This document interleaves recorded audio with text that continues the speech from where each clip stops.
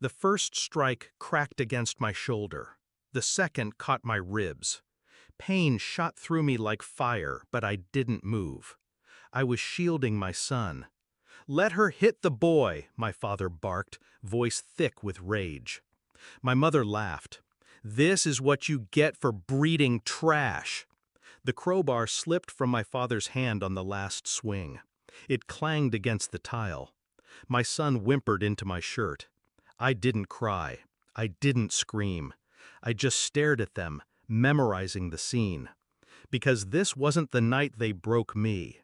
It was the night I began breaking them. It wasn't always blood between us. Once there had been trust. When I was young, my father was the man who could fix anything. My mother made soup when I was sick. They were strict, yes, but I told myself it was love. The cracks showed after I had my son. They didn't see him as family. They saw him as a weapon, another person to control me. It started small, disparaging comments. "You're soft with him. He'll never be strong like this." Then it escalated, raised hands, threats. I kept my distance. Until that night when I walked in to find my mother towering over him, her arm raised. I stepped between them, and my father swung the crowbar. The next morning, my shoulder was purple, my ribs wrapped tight. My son's eyes followed me everywhere. He didn't ask questions. Kids learn early what silence means. That's when the heat inside me cooled into something sharper. Not rage, precision. Step 1. Evidence. Bruises photographed. Medical reports filed. A quiet meeting with a lawyer specializing in assault and custody. I started recording phone calls. Every insult, every threat, every slip of arrogance. Step 2. Patterns. They thought they were clever, never violent outside their home. But cruelty leaks. Neighbors had heard the shouting.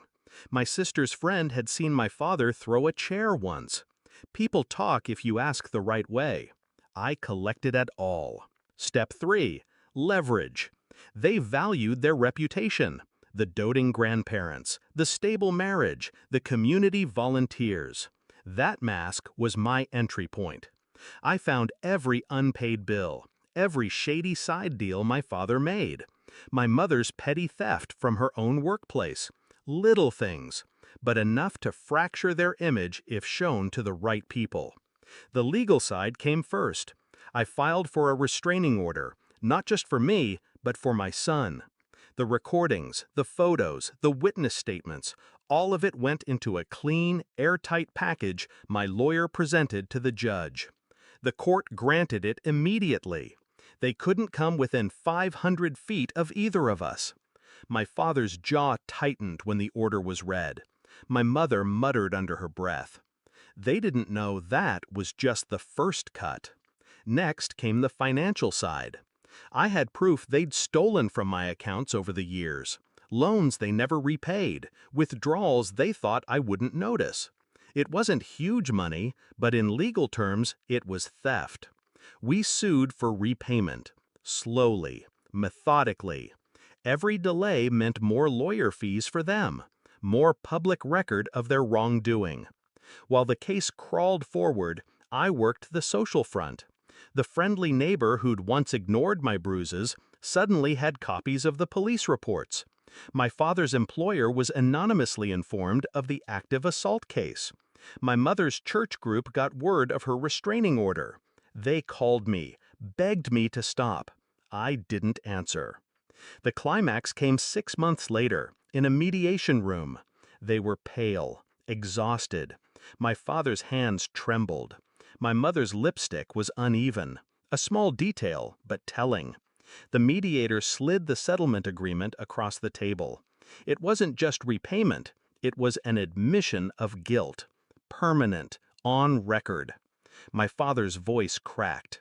This will ruin us." I leaned forward, calm. "Good." They signed. When it was done, I didn't leave right away. I pulled out my phone and played an audio clip. "Let her hit the boy," my father's voice. This is what you get for breeding trash. My mother's. I watched their faces as they heard their own words. You wanted him to see me broken, I said. Now he gets to see me win. I stood, gathered my papers, and walked out. They kept sending payments for years, every month like clockwork. Every payment a reminder that the night they thought they'd destroyed me was the night I started dismantling them. My son doesn't talk about it, but one evening as we drove past their old house, now sold, he said, "They can't hurt us anymore." No, I told him, they can't. Justice didn't come in one swing. It came piece by piece, until there was nothing left of them but the echo of their own cruelty. And I kept my promise. They were the ones begging next.